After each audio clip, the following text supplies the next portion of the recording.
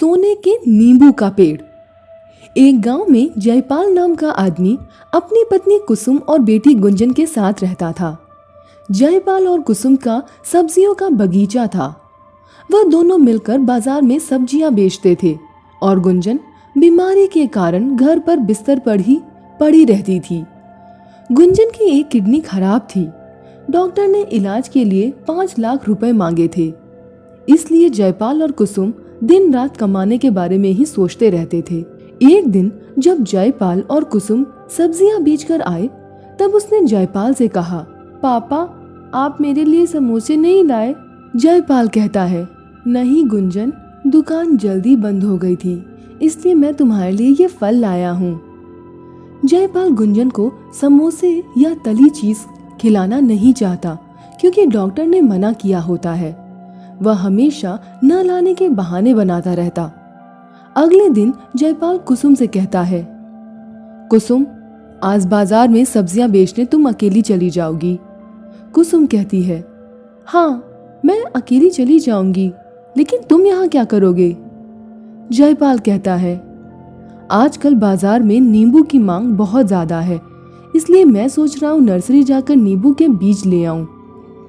कुसुम सब्जियों का ठेला लेकर बाजार चली जाती है और जयपाल नींबू के बीज लेने के लिए नर्सरी जाता है। वह नर्सरी के मालिक से कहता है, भाई मुझे नींबू के बीज चाहिए। नर्सरी का मालिक कहता है, भाई नींबू के बीज की मांग तो बहुत है, इसलिए बीज बेचते ही नहीं, खत्म हो जाते हैं। जयपाल दूसरी नर्सरी में जाता है, लेकिन वहां का मालिक भी मना कर देता है। जयपाल बहुत उदास हो जाता है। वह घर वापस आ जाता है। रास्ते में वह देखता है कि एक बूढ़ी औरत एक बगीचे को साफ कर रही होती है। वह बगीचा बहुत बड़ा और बहुत ज्यादा गंदा होता है। उस बूढ़ी औरत से वह साफ नहीं हो पा रहा था। उसे झुकने में दिक्कत हो रही थी।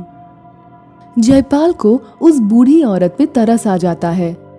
वह उसके पास जाकर कहता है, माँ जी आपको ठीक लगे तो मैं इस बगीचे की सफाई कर दूं? बूढ़ी औरत कहती है, हाँ बेटा कर दे, तेरी बड़ी मेहरबानी होगी। जयपाल पूरे बगीचे को साफ कर देता है।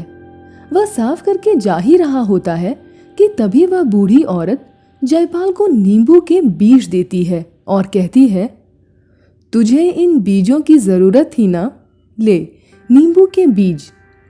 जयपाल कहता है, हाँ लेकिन आपको कैसे पता चला मुझे इनकी जरूरत है? बूढ़ी औरत कहती है, ये बाल मैंने धूप में सफेद नहीं किए हैं, सब पता है मुझे। जयपाल वह बीज लेकर चला जाता है। वह कुसुम को बूढ़ी औरत वाली सारी बात बताता है। अगले दिन जयपाल उन बीजों को ले जाकर अपने बगीचे में बो देता है। कुसुम उसमें पानी ले जाकर डालती है। जैसे ही कुसुम उसमें पानी डालती है, वैसे ही वह बीज पौधे में बदल जाता है और धीरे धीरे पेड़ बन जाता है। जयपाल और कुसुम अचंभित हो जाते हैं। उस पेड़ पर नींबू भी आ जाते हैं। जयपाल देखता है कि नींबू कुछ ज्यादा ही चमक रहे हैं। वह एक नींबू तोड़कर देखता है तो उसकी आंखें फटी की फटी रह जाती हैं। वह नींबू सोने के होते हैं।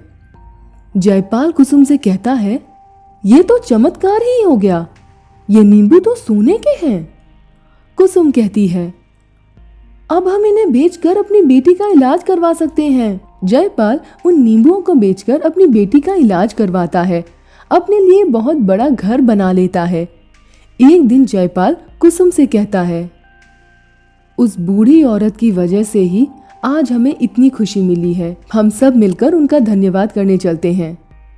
कुसुम, जयपाल और गुंजन उस बूढ़ी औरत के पास चल देते हैं। वहां जाकर देखते हैं कि वहां कोई बगीचा नहीं है। जयपाल थोड़ा सोच में पड़ जाता है। वह भगवान को धन्यवाद कर अपने परिवार के साथ खुशी खुशी रहने लगता है।